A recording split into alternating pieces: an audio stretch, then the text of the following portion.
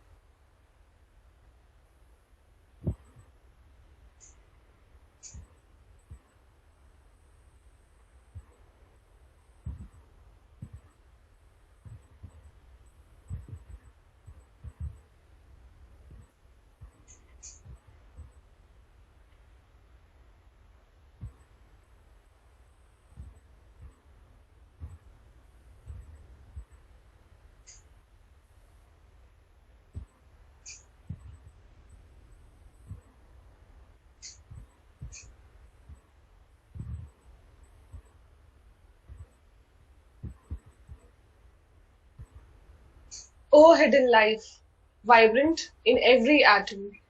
O hidden light, shining in every creature. O hidden love, embracing all in oneness. May each who feel himself with one with thee know he is therefore one with every other. Come back, everyone, and thank you for joining me. Our speaker for the day is Ms. Mona Kapoor, who will talk about painting and spirituality. Ms. Mona Kapoor is a professional painter who strongly believes in herself to create a platform for all to explore their artistic skills. She's a young leading artist with over 10 years of teaching experience. She started her journey under the guidance of Sri Tapas Jana and later got opportunities to learn and work under some of the most eminent artists of India. She is a graduate from Delhi University and also holds 5 years diploma in painting from Affiliated Institute of Rabindra Bharati University, Kolkata, and diploma in folk art and craft from Shilpayan, recognized under Khairagarh University, MP. She has remarkably showcased her artwork in many art exhibitions and galleries from all over India. She has also been blessed with a lifetime opportunity to enhance her talent under renowned artist Sri Vijendra Sharma.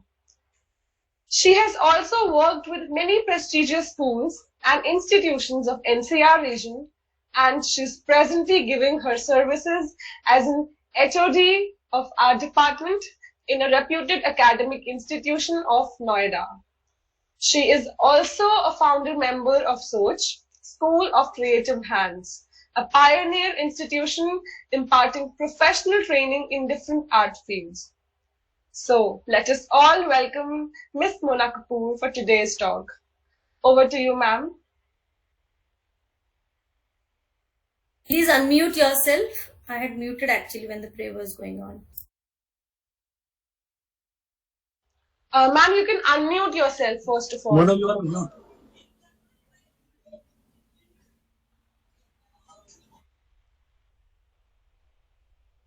There is a microphone, you can unmute yourself.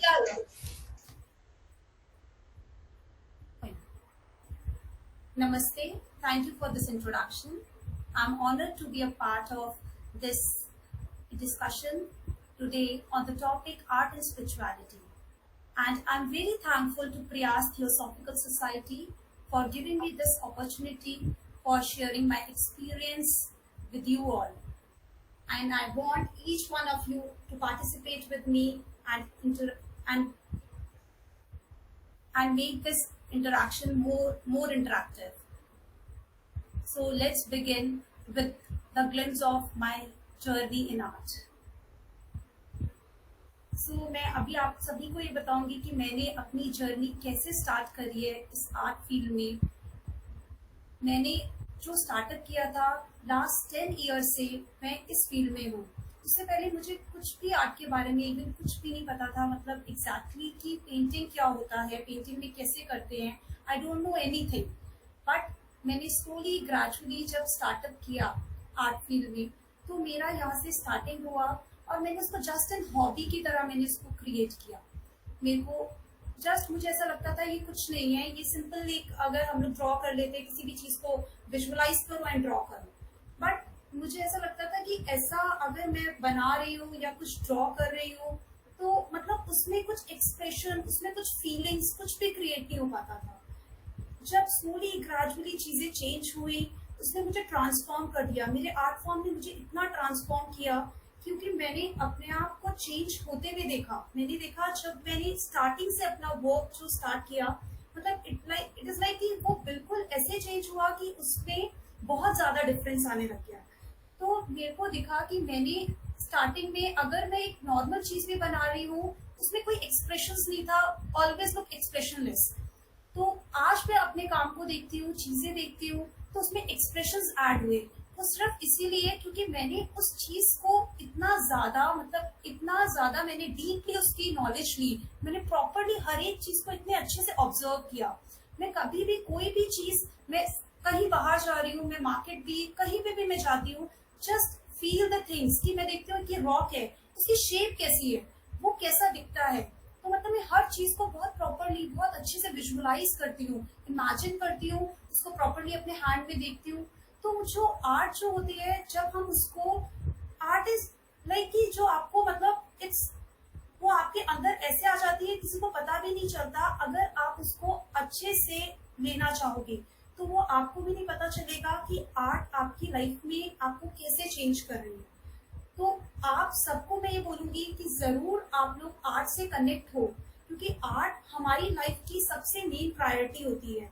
जिसकी life में art होता है, ये सिर्फ ऐसा नहीं है कि पेंट ब्रश की बात कर रही हूँ, आप किसी भी आर्ट से कनेक्टेड होते हो तो आप अपने आप को चेंज फील करते हो, आप उससे इतने ज्यादा कनेक्ट हो जाते हो, आपको भी नहीं पता होता कि वो कितना कनेक्टेड फील होता है। सेम विद मी, मैंने जब अपने आर्ट को स्टार्ट किया था, अगर मैं आपको अपना थोड़ा सा वर्क अभी प्रेजेंट करूंगी आपके सामने, तो आपको उसमें थोड़ा सा पता चलेगा कि मैंने अपने आर्ट वर्क में बहुत सारी चीजों को ऐड किया है। और मैं नॉर्मली जब भी मुझे टाइम मिलता है तो मैं क्या करती हूँ कि सिर्फ एक पेंसिल लिया और मैंने स्केचबुक निकाल के मैं स्टार्ट कर देती हूँ। मैं कभी नहीं सोचती हूँ कि यहाँ पे बहुत सारे लोग हैं या कुछ है, मतलब मैं अपने पीस ऑफ माइंड के लिए, अपनी चीजों के लिए मैं उसको क्रिएट करती हूँ। तो सबको मैं ये बोलूंगी कि आप लोग जब भी चीजें करते हो तो आपको ये नहीं पता होता कि आप किसी भी चीज को कितनी अच्छे से कनेक्ट कर लेते हो अपनी लाइफ में। तो हमें आर्ट को हमेशा, आर्ट जो होता है वो आपकी लाइफ में सबसे ऊपर होता है। तो हम जैसे, हम, मेरे साथ क्या होता है, मैं इतना ज्यादा पूजा नहीं कर पाती हूँ या चीजें नहीं कर पाती हूँ। मैं ऑलवेज क्या करती हूँ कि मेरे को डेली, मेरे लिए मेरा ब्रश इम्पोर्टेंट है, मेरे लिए वही मेरी पूजा है। मैं हमेशा अपने ब्रश के साथ या मेरी कोई चीज होती है, जैसे कि मेरे स्केच फाइल है, मेरे पास पेंसिल है, जब भी मेरे को लगता है कि चलो आज मैं थोड़ा सा ड्रॉ कर लेती हूँ, तो I always take out my time and do all these things. तो मुझे ये सब चीजें बहुत कनेक्ट करती हैं। और ये आपकी लाइफ में कैसे कनेक्ट करेगी, सपोज करो कि आप लोगों ने कुछ भी, आप ड्रॉ करने का मन कर रहा है, और ये मत सोचो कि आपको वही बनाना है जो एग्जैक्टली वो दिख रहा है, नहीं, जो आपके मन में आ रहा है। अगर मैंने एक ट्री को देखा, आप उसको ये मत फील करो कि वो एक ट्री है, आप उसको सिर्फ इतना फील करो कि उसकी क्या शेप है, वो कौन सी शेप का बना हुआ है। आप जब नेचर से, क्योंकि नेचर में हर तरीके का शेप है, आप उसको किसी भी चीज से रिलेट कर सकते हो।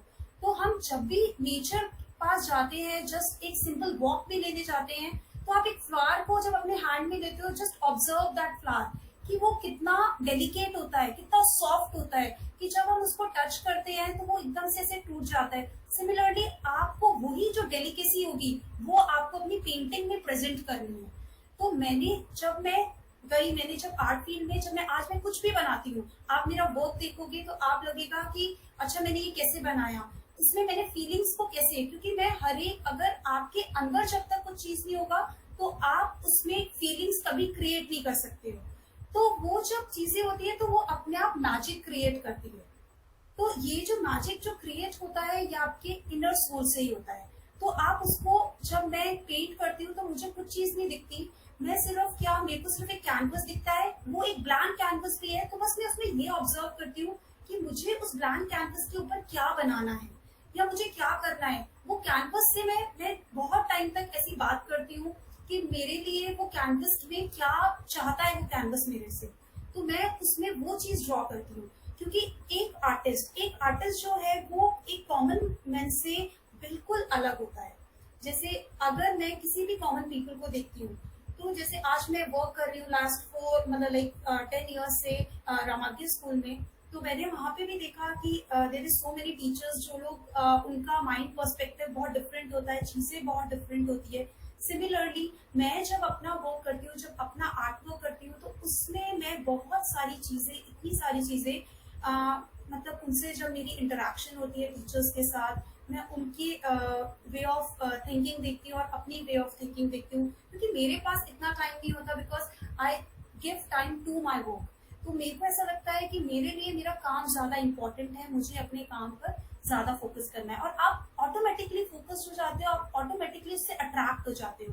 फिर आपको ये नहीं होता कि आप उसको लाइफ में छोड़ दोगे, क्योंकि आप उससे इतने कनेक्टेड हो जाते हो। तो मेरे को मतलब लास्ट 10 ईयर से मैं उससे कनेक्टेड हूँ, लेकिन आज मैं इफ आई एम थिंकिंग कि मैं नहीं करना मुझे, तो ये नहीं हो सकता, क्योंकि वो मुझसे इतना ज्यादा कनेक्ट हो चुका है कि जस्ट कि वो मेरा एक बेबी हो, मैं उसको बस ऐसे करके उससे वर्क, साथ में उसके वर्क करती हूँ। तो मैं अपने आर्ट को मैंने अपनी लाइफ में इतने अच्छे से रिलेट किया है। तो अगर मैं आप सबको ये बताऊंगी कि जैसे सपोज करो मुझे एक सिंपल सा ऑब्जेक्ट या मुझे कुछ भी बनाना होता है, तो सबसे पहले एक आर्टिस्ट को सिर्फ एक चीज करना होता है, या आपको भी, एक कॉमन पीपल भी है, कोई भी, अगर आप में से कोई भी, आपने कभी कोई ड्राइंग बनाई हो, कुछ भी, जस्ट आपको अपनी इमेजिनेशन, जो भी आपकी इमेजिनेशन है, आपको सिर्फ उसको अपने पेपर पर सिर्फ ड्रॉ करके उसको बाहर निकालना है। तो अगर कोई भी एक आर्टिस्ट है, तो वो कभी भी कोई चीज ड्रॉ कर रहा है या कुछ भी चीज पेंट करता है, तो वो उससे मतलब अपने आप ही वो इतना ज्यादा कनेक्ट हो जाता है उस चीज से, और वो उस चीज को बहुत अच्छे से प्रेजेंट करता है। जैसे अगर हम एग्जाम्पल लेते हैं एक छोटे बच्चे का, एक छोटा सा बच्चा है हमारे साथ में, तो वो क्या करता है, उसके अंदर हम लोग देखते हैं कि कितनी अच्छी आर्ट है, वो बचपन से कुछ ना कुछ ड्रॉ कर रहा है या कुछ बनाता है, ठीक है, तो हम बोलते हैं वाह उसने कितना अच्छा क्रिएट किया है, that is a creativity. Similarly एक आर्टिस्ट भी जो होता है, एक परफेक्ट क्रिएटिव आर्टिस्ट वो है जो उसके माइंड में होता है, जैसे उसके माइंड में होता है उसको वैसे ड्रॉ करना है। ऐसा नहीं होता कि आपके सामने एक हट की शेप जो नॉर्मल दे रखी है आपको वही ड्रॉ करनी है। आप उसको थोड़ा सा डायगनली भी बना सकते हो, हॉरिजॉन्टली भी बना सकते हो, you can give your own shape. आपको किसी चीज के साथ रिस्ट्रिक्ट नहीं रहना, आपको हमेशा उसको ओपनली काम करना है। तो यही चीज होती है हमारे लिए। जैसे अगर मैं सबसे पूछूंगी कि आप लोगों में से कौन सबसे ज्यादा इंटरेस्टेड रहता है, कभी किसी ने ड्रॉ किया है? आई होप किसी ने कुछ ना कुछ तो ड्रॉ किया होगा। Yes yes yes. Show me your work. अगर किसी के पास होगा तो प्लीज मुझे एक बार दिखाओ। अभी तो रेडीली अवेलेबल नहीं है, लाना पड़ेगा। नहीं तुम्हारे पास है, चेक करो। मेरे पास एक फाइल थी है, मुझे ढूंढनी पड़ेगी। मेरी भी फाइल थी एक, देखती हूँ मैं। सब लोगों के अंदर एक आर्टिस्ट होता है, बस इतना सा डिफरेंस होता है कि वो अपने आर्ट को, मतलब अपने आर्टिस्ट को कैसे करेगा, ठीक है, निकालेगा। तो वो मेन चीज होती है। तो वो हम लोग कैसे करते हैं, जैसे हम लोग अपना वर्क करते हैं या चीजें करते हैं, तो वो हमारे अंदर ऑटोमेटिकली चीजें बाहर आने लग जाती है। तो हमें उसके लिए थोड़ा सा वर्क करना जरूरी है। तो मैं सबको ये बोलती हूँ कि सब लोगों को इस चीज से कनेक्टेड होना बहुत इंपॉर्टेंट है, क्योंकि आप उसमें स्पिरिचुअली कनेक्ट हो रहे हो। क्योंकि हम किसी भी आर्ट फॉर्म को करते हैं तो हम उससे प्रॉपरली कनेक्ट हो जाते हैं। आपका माइंड जो है वो ऑटोमेटिकली चेंज हो जाता है। इस वर्ल्ड से थोड़ा सा मतलब हम अलग सोचते हैं, हमारी जो क्रिएटिविटी है वो थोड़ा सा डिफरेंट पर्सपेक्टिव में चली जाती है। तो ये चीज हमारे लिए, सबके लिए बहुत इंपॉर्टेंट होती है। और मैं अभी सुब्रीना जी को बोलूंगी कि प्लीज कुछ नेचर से रिलेटेड मेरी पेंटिंग्स हैं, प्लीज जस्ट शो।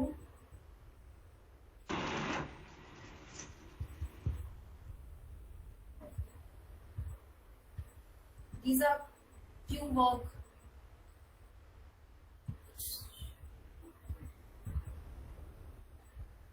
हाँ, ये जैसे सपोज करो मैंने एक लोटस फ्लावर ही बनाया है, मेरे माइंड में जैसे मैंने नेचर से ही पिक किया कि लोटस का कलर पिंक है। बहुत लोग होते हैं उनका माइंड कुछ और कहता है, वो कुछ और कनेक्ट करते हैं। उनका ये नहीं है कि ये लोटस का कलर पिंक ही होना चाहिए, दे वांट कि इसका कलर जो है वो ब्लू भी हो सकता है, पर्पल भी हो सकता है, येलो भी हो सकता है। तो आर्टिस्ट के माइंड को हम लोग बाउंड नहीं कर सकते, वो लोग बहुत क्रिएटिव होते हैं और उनके लिए किसी चीज में कोई रिस्ट्रिक्शंस नहीं होती। अगर मुझे पिंक कलर अच्छा लगता है कि और सपोज करो आपको ब्लू कलर अच्छा लगेगा, तो आप उसमें ब्लू कलर अप्लाई करोगे क्योंकि वहां पे कोई रिस्ट्रिक्शन नहीं है। आपने नेचर से सिर्फ एक चीज को पिक कर लिया, उस फ्लावर की शेप को, देन उसमें कलर ऐड करना आपका है, ठीक है ना। आपको ये नहीं है कि आप उसमें कोई भी कलर को ऐड कर सकते हो। हमारे को कोई ये नहीं बोल सकते कि हम लोग बहुत बाउंडेड हैं। अगर आर्टिस्ट को हम बाउंड कर देंगे तो वो कभी भी वर्क नहीं कर सकता। अगर हम अपने पहले अगर एरा में जाते भी हैं, अगर if I am talking about like cave painting time, जैसे हमारी पेंटिंग जो जनरेट हुई है वो कहाँ से आई है, वो आई है हमारे केव से। तो उस टाइम पीरियड में जो लोग होते थे दे कांट स्पीक, तो उस टाइम पे उनको कुछ नहीं पता था कैसे बोलना है, कैसे चीजें करनी है, तो वो लोग सिर्फ ड्रॉ करके किसी भी चीज को लोगों को बताते थे। और आपने अगर नोटिस किया होगा तो उस टाइम पीरियड में सिर्फ और सिर्फ लाइन ड्रॉइंग्स होती थी, और वो लाइन ड्रॉइंग्स ही सबसे ज्यादा मैटर होती है कि हमें लाइन ड्रॉइंग्स में कैसे चीजें करनी है। तो अगर मैंने यहाँ पे एक लोटस भी बनाया है तो आई टुक अ लाइन्स ओनली। ऐसा नहीं है कि मैंने उसको सिंपली एक लोटस की शेप दे दी, मैंने उसको लोटस नहीं समझा था। मैंने सोचा था कि वो एक डेलिकेट सी चीज है, बहुत सॉफ्ट, क्योंकि उसकी पेटल्स मैंने पहले उसको टच किया, फील किया कि उसका पेटल जो होता है वो कितना सॉफ्ट है, कितना डेलिकेट है। तो ये चीज पहले एक आर्टिस्ट को या कोई भी होता है, आप पहले जब तक उसको अच्छे से ऑब्जर्व, उसको देखोगे नहीं, महसूस नहीं करोगे, आपको उस चीज को फील करना है कि वो फीलिंग में आप उसको जब फील कर रहे हो तो वो कैसा दिख रहा है, कितना सॉफ्ट है। तो वो चीज ही आप अपने कैनवस में प्रेजेंट करते हो। तो हर एक, और इसमें क्या होता है कि हमारे पास जैसे ग्रीन कलर है, पिंक कलर है, तो हर एक कलर कुछ ना कुछ चीजें बोलता है। मेरे पास जैसे कि मैंने बोला रेड, तो मतलब वो आपके इंसान की, मतलब आपके बारे में बताएगा कि ये इंसान रेड कलर क्यों यूज कर रहा है। और आर्टिस्ट की पर्सनालिटी इसी सब चीजों से पता चलती है कि ये जो आर्टिस्ट है इसका मूड इस टाइम पे ऐसे है, इसीलिए इसने ये कलर्स को अप्लाई किया है। सेम सुब्रीना जी, अब मेरी बर्ड्स की कुछ पेंटिंग्स है, प्लीज एक बार आप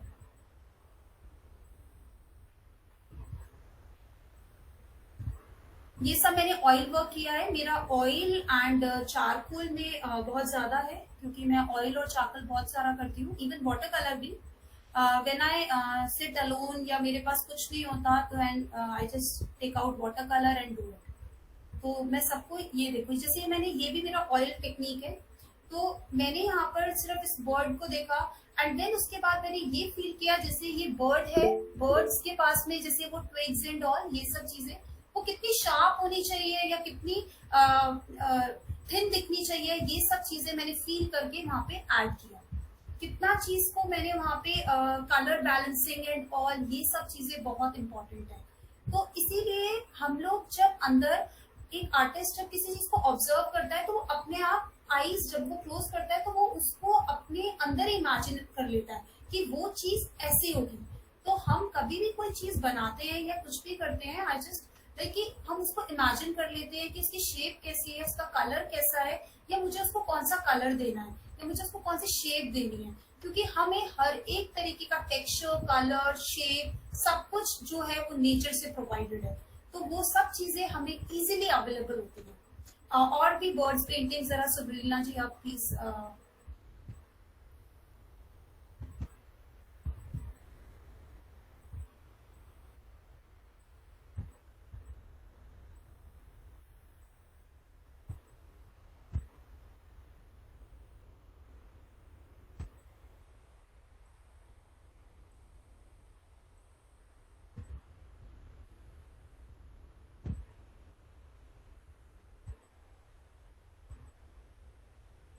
सुब्रीना ji, hello.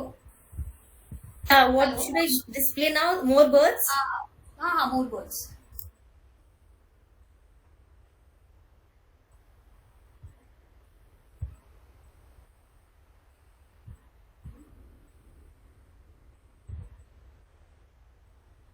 So here you can see कि मैंने जो बैकग्राउंड, जो कलर्स, जो भी चीज मैं ले रही हूँ, मेरे को मतलब वो चीज कहाँ पे मुझे लाइट देना है, कहाँ पे मुझे डार्क देना है, वो सब चीजें मेरे माइंड में होती है कि मुझे कितना लाइट, डार्क और क्या चीज क्रिएट करनी है उसमें, और मुझे कितनी चीज को निकालना है, कितनी चीज को दबाना है। ये सब चीजें मैं अपने माइंड में सोचती हूँ कि मुझे ये सब चीजें उसको ऐड करना है, कितना चीज नहीं ऐड करना। तो ये सारी चीजें मैं खुद क्रिएट कर लेती हूँ। सिमिलरली अगर आप लोग भी पेंट करते हो या कुछ भी करते हो, आप लोग कभी ऐसे बैठे होते हो तो सिंपल एक स्केच करो, सिंपली कुछ भी चीज, बैठे हो तो मन कर रहा है, आज मेरा मूड नहीं है कुछ करने का, तो सिंपली कुछ चीज ड्रॉ करो, तो आपको दिखेगा कि देखो मेरे अंदर कितनी सारी चीजों में चेंजेस आ रहे हैं, मैं कितना सारी चीजें बना पा रही हूँ। तो सेम जैसे मैंने यहाँ पर, अब आप सोच रहे हो वर्ड कितनी कॉम्प्लिकेटेड होगी, बहुतों के लिए इजी होगी और बहुतों के लिए कॉम्प्लिकेटेड होगी, लेकिन मैंने जस्ट उसको ऑब्जर्व किया। कैसे ऑब्जर्व किया? मैंने जस्ट उसकी शेप को देखा, मैंने देखा जो उसका हेड है, मैंने उसके हेड को ऑब्जर्व किया कि वो ओवल शेप का होगा, उसकी बॉडी जो होगी वो ओवल शेप की होगी, then I take that shape. उसके बाद मैंने जो उसकी मेन लाइन ड्रॉइंग्स है, मैंने सिंपली उसको ड्रॉ किया and then I make that. तो वो सब चीजें होती है कि जो आप नेचर से पिक करते हो और नेचर से ही उसमें ऐड कर लेते हो अपनी ड्रॉइंग्स में, तो वो खुद ब खुद ऑटोमेटिकली एक आर्टिस्ट जो है वो उसको विजुअलाइज करके वो उसको ड्रॉ करता है। यहाँ पर भी आप अगर देखेंगे तो ये वाला जो वर्ड है, मैंने उसके पीछे, क्योंकि वो मेरा माइंड पर्सपेक्टिव कह रहा था कि मुझे उसमें लाइट कलर्स ऐड करने हैं या डार्क कलर्स ऐड करने हैं, वो सब चीजें आपका माइंड खुद आपसे बोलता है कि आपको क्या करना है, जब आप उसको बहुत ज्यादा स्टडी कर लेते हो और उसकी को प्रॉपरली सोचते हो। हाँ, अब आप थोड़ी सी रियलिस्टिक पेंटिंग्स पे दिखाना सुब्रीना जी।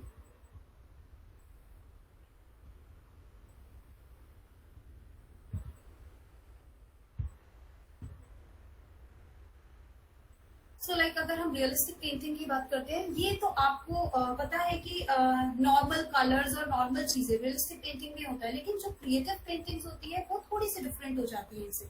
यहाँ पे अगर हम रियलिस्टिक लेते हैं तो रियलिस्टिक में जो भी हम कलर्स ले रहे हैं वो हमारे सामने जो है हम सिर्फ उसको ऐड कर देते हैं। अगर मैं बात करती थोड़ा सा मॉडर्नाइज वे में, तो हम लोग क्या करते हैं, अगर आर्टिस्ट का माइंड कहता है कि इसमें हमें कुछ कलर्स और ऐड करने हैं, थोड़ा सा डिफरेंट इसको टोनिंग देनी है, डिफरेंट कलरिंग करनी है, तो मैं इसमें सपोज करूं मैंने इसको पर्पल कलर का बना दिया, तो वो माइंड जो है वो आर्टिस्ट का चेंज हो गया है और आर्टिस्ट उस तरीके से उसको कर रहा है। तो यहाँ पे मेरा अगर माइंड होता तो मैं इसको चेंज कर देती। सुब्रीना जी, एक वाटर कलर पेंटिंग होगी, मोनोक्रोम में होगी वाटर कलर, तो एक बार वो दिखाना।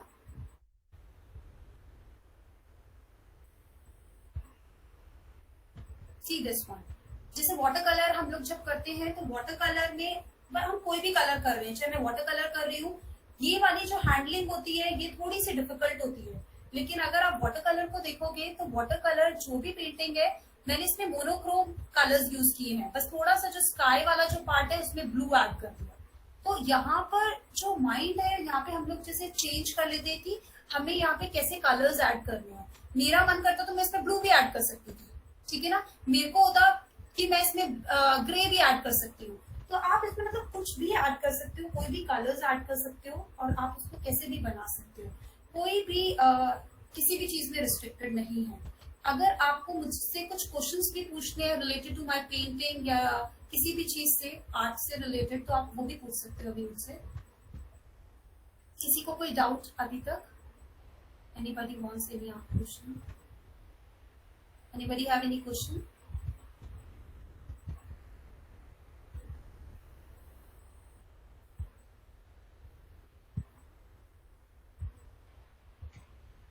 We all are so mesmerized in your paintings that we are not understanding. Maybe Karalji could explain more because he has a holistic view of all art forms.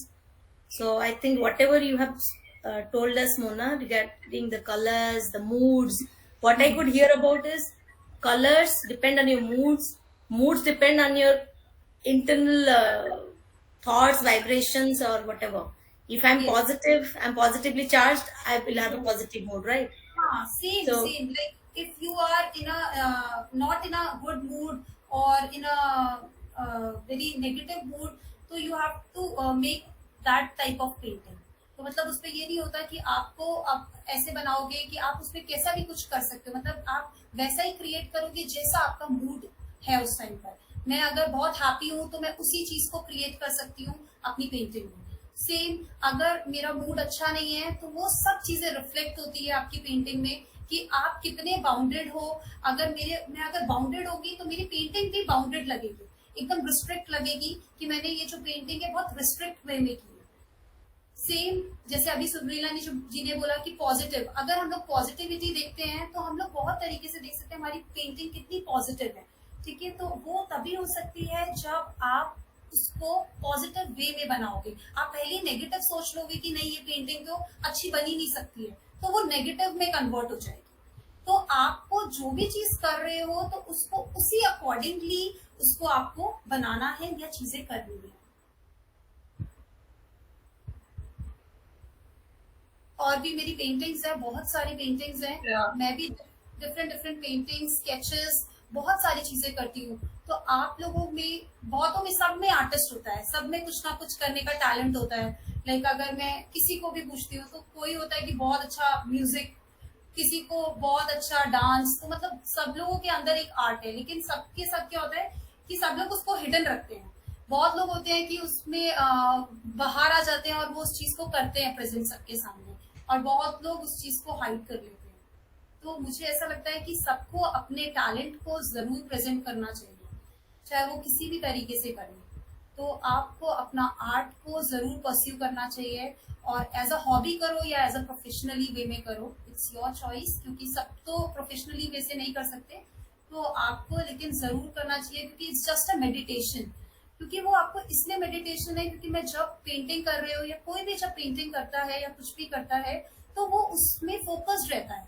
हम कोई भी एक आर्ट फॉर्म कर रहे हैं तो हम उस चीज में फोकस्ड हैं, हम उस चीज को प्रॉपरली उसमें इतने ज्यादा चले जाते हैं कि हमें नहीं पता होता कि हम लोग कितना ज्यादा इन्वॉल्व हो चुके हैं।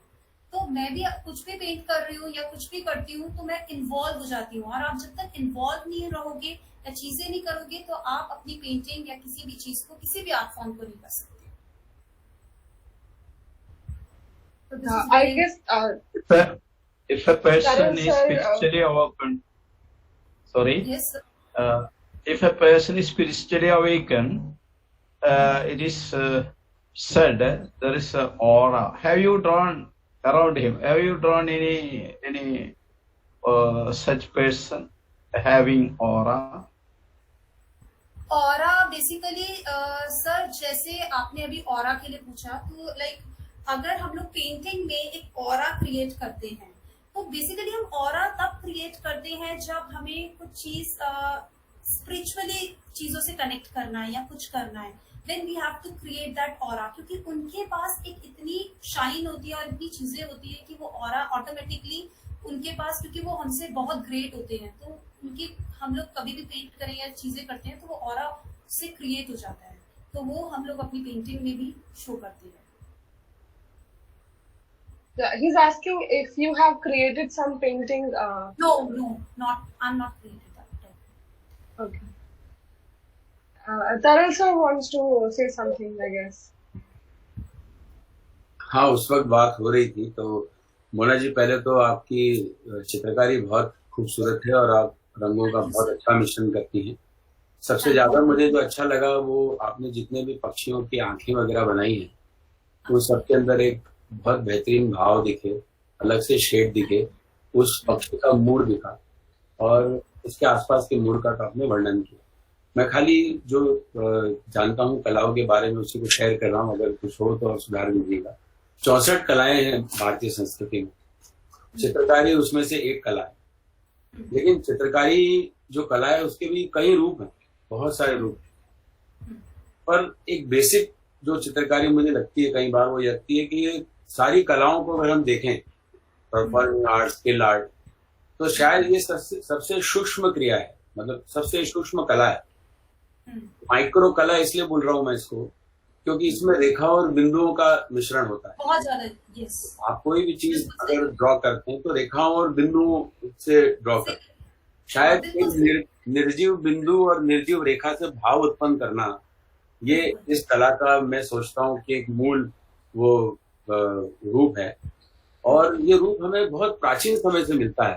ये भी कितनी अफसोस भरी बात है कि हमें गुफाओं में चित्र मिलते हैं कि बिल्कुल, सबसे शुरुआत। उस वक्त क्या कार्य करते थे। तो मुझे लगता है कि चित्र पहले आता है, भाव उसके अंदर अपने आप बाद में आते हैं। जैसे हाँ, गुफा के चित्र आपने कई लोगों ने देखे होंगे, तो उसमें क्या होता है कि कोई शिकारी शिकार कर रहा है, भाला दूर है तो सामने जो भी चीज है, जैसे भी उन्होंने उस जानवर को चित्रित किया वो उछल रहा है, लेकिन जब भाला लगा तो जो इनके भाव रहते हैं वो अलग रहते हैं और वो निर्जीव पड़ा हुआ है। तो पहले से ही ये रेखाओं और सिर्फ बिंदुओं के माध्यम से बिना शब्दों के अगर कहीं कोई भाव व्यक्त किए जा सकते हैं तो वो है चित्रकला। ये मैं समझता हूँ, जो मुझे हाँ, ये बिल्कुल ठीक बात है कि अभी आपने जैसे बोला कि जो चित्रकारी होती है वो हमारी रेखाओं और बिंदु से शुरुआत होती है, क्योंकि हम किसी भी चीज को बनाते हैं तो रेखाओं का सबसे पहले यूज करते हैं, क्योंकि हमें पता होना चाहिए कि वो चीज कैसे। और एक्सप्रेशन सर आपको वो तभी आएंगे जब आप उससे कनेक्ट हो जाओगे। आप किसी भी चीज से जब तक कनेक्ट नहीं होगे तो वो फीलिंग्स क्रिएट नहीं कर सकते हो आप। तो मुझे ये लगता है कि जब मैंने शुरुआत करी थी तो मैंने भी बिल्कुल ऐसा लगता था कि मेरी पेंटिंग्स में कुछ भी नहीं है, उसमें कोई फीलिंग नहीं। जैसे अभी आपने बोला कि आपकी बर्ड की आई में एक फीलिंग नजर आ रही है, तो सेम मेरे को भी ये लगता है कि हमें उसके बारे में पहले मतलब लाइक हम लोगों को उससे कनेक्ट होना पड़ेगा कि वो क्या चीज है, तब हम उसमें उस चीज को डाल सकते हैं। तो ये बहुत ज्यादा होता है जो मैंने आज तक महसूस किया है। जी जी, बिल्कुल सही कह रहे हैं आप। जैसे एक कोई भी कला होती है तो मैं समझता हूँ कि उसकी एक भाषा होती है। समझो हम अगर हिंदी सीखने जाए तो क ख ग होता है, इंग्लिश सीखने जाए तो ABCD होता है, तो रेखा और बिंदु शायद चित्रकला की ABCD है। बिल्कुल और बिल्कुल। जैसे जैसे आप वाक्य बनाना चालू करते हैं, उन वाक्यों को एक ऐसे में लिखना शुरू करते हैं, फिर किसी विषय पर लिखना शुरू करते हैं, तो अपने आप उसमें वो शब्द और उसके भाव और एक्सपीरियंस आता जाएगा। किसी भी कला को मतलब माहिर बनने के लिए, उसमें पूरी तरह से लुप्त हो जाने के लिए उसका निरंतर करते रहना जरूरी है, ये मैं समझता हूँ। बिल्कुल अगर आप बिल्कुल सर, जी तभी हो सकता है अगर आप जब निरंतर करेंगे तो अपने आप आपके अंदर एक अध्यात्म पैदा करेगा। हाँ बिल्कुल। इन्होंने मोना जी ने अभी थोड़ी देर पहले कहा कि जो बनाती हैं चित्र तो उन्हें कुछ भी मतलब ध्यान दे देता है, टोटली उसमें एंग्रोस हो जाती है। तो हम मेडिटेशन करते समय भी क्या करते हैं, सब कुछ भूल के एक निर्जीव आकार में घुसना चाहते हैं। तो ये निर्जीव आकार को सजीव बनाती है मेडिटेशन में। तो चित्रकला ये है जो निर्जीव को सजीव बना देती है मेरे। बिल्कुल बिल्कुल बिल्कुल सही।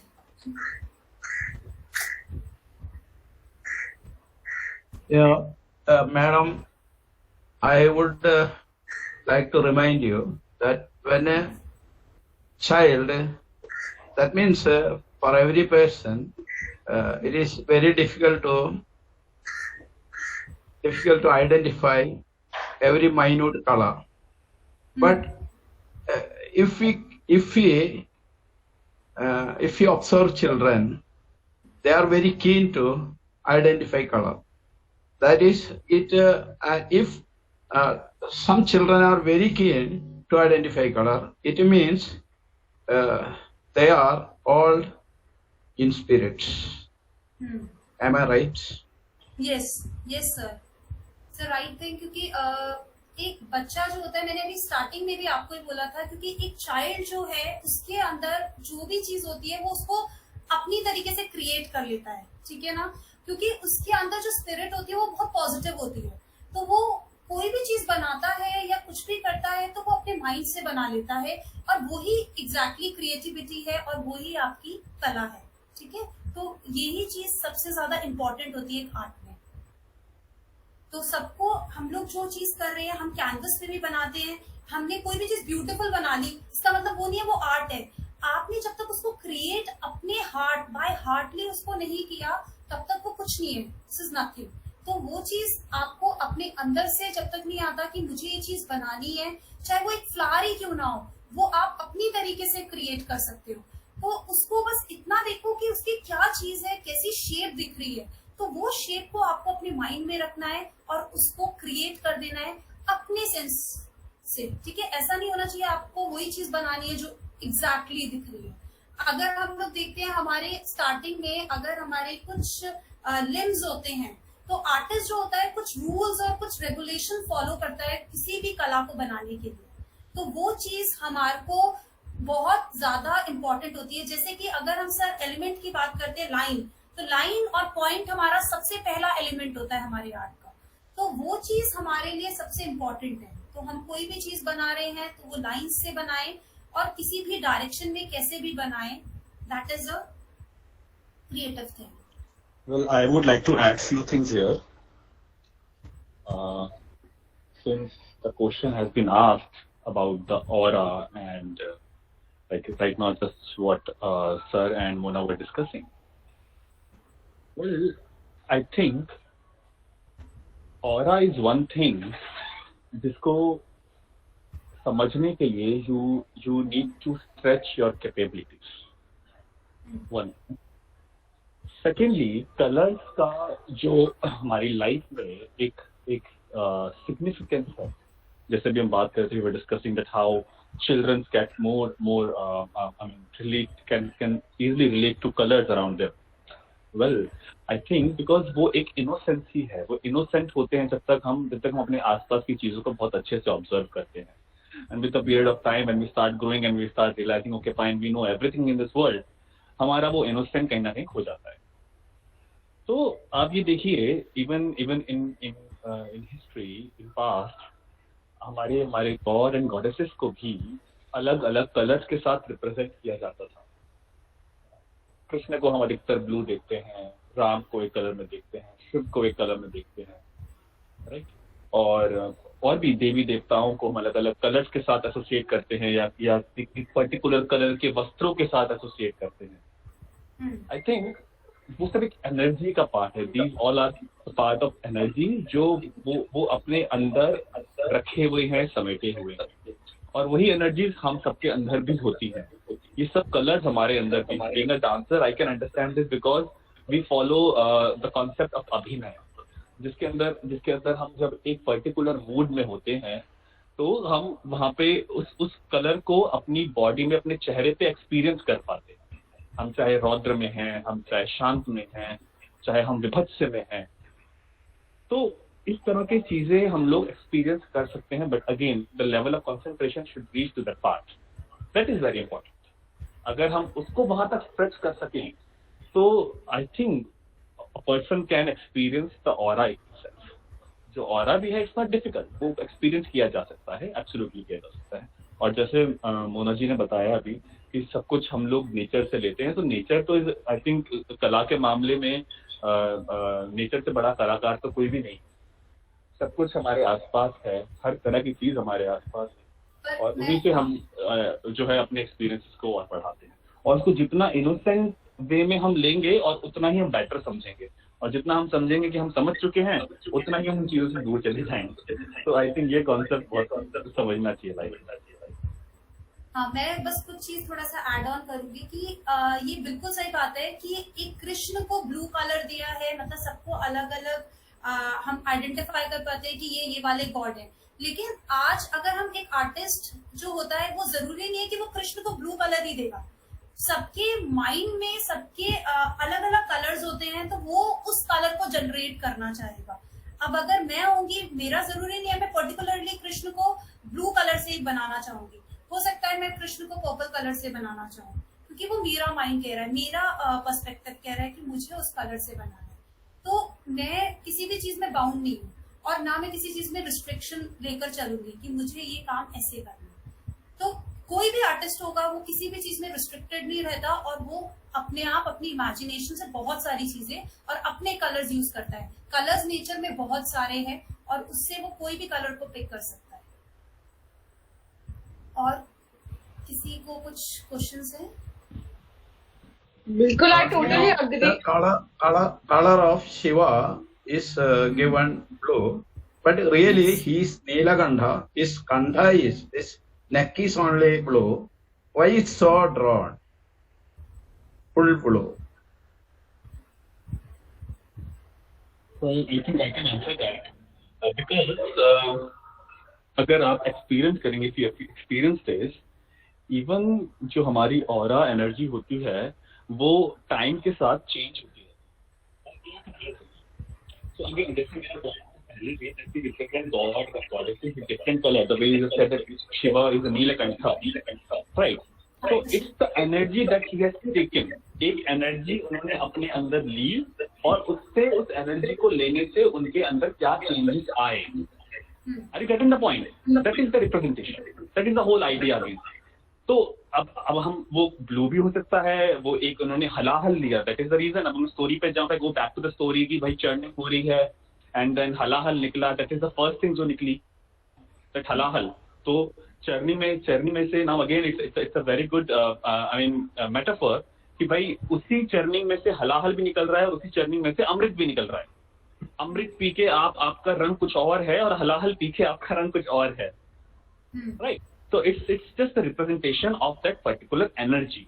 कि वो और वही एनर्जी अब हम लोग तो हलाहल नहीं ले सकते, बट हम लोग बहुत सारी एनर्जीज एक दूसरे के साथ शेयर करते हैं और उन एनर्जीज के साथ हमारे डेली रूटीन के साथ हमारी दिनचर्या के साथ हमारे हम जो लाइफस्टाइल कैरी करते हैं उसके साथ वो एनर्जीज के कलर जो है चेंज होते रहते हैं, हमारे अंदर भी चेंज होते हैं and we can experience this colour जैसे मैंने बोला again with certain practices.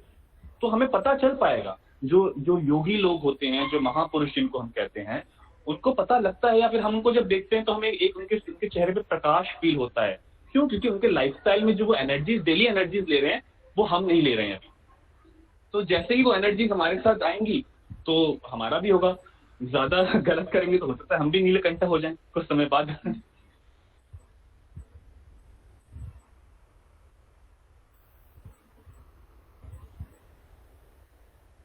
Any more questions? Anybody?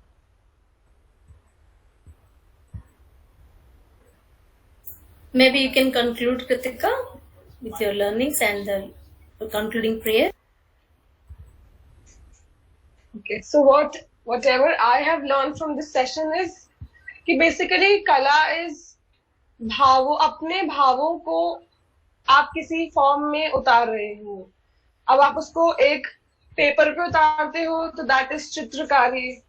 आप उसको अपने फिजिकल एक्शंस के थ्रू उतारते हो तो that is dancing.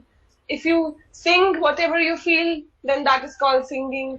So representing your thoughts and your feelings is basically art and connecting and being very much focused is art and spirituality, what I have learned. For example, Leonardo da Vinci ने Mona Lisa की painting बनाई. अब we don't know exactly कि what he must be thinking at that time, और उनको खुद भी नहीं पता होगा कि ओके जो मैं आज पेंटिंग बना रहा हूँ वो इतनी ज्यादा फेमस हो जाएगी कि लोग दूर दूर से उसको देखने आएंगे. So it is just his expression, his thoughts, which he painted on a canvas. So this is what I have learned. And thank you so much, Ms. Mona, for such a wonderful session. So let us proceed towards meditation.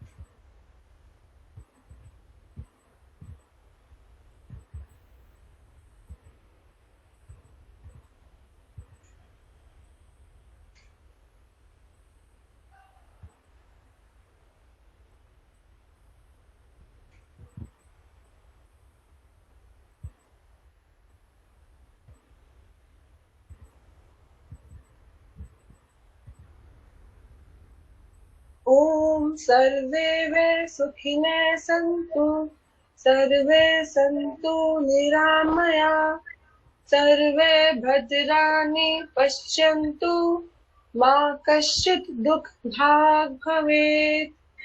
Om Shanti Shanti शांतिः. Thank you so much, everybody, for joining me. And thank you so much, Ms. Mona, for such a wonderful and enlightening session. Thank you. And please, all of you, just draw something and share it with me. Definitely. हाँ, जो भी आपके मन में आ रहा है just draw. Thank you Kritika, thank you Sunila ji, thank you Mona ji, बहुत बहुत धन्यवाद।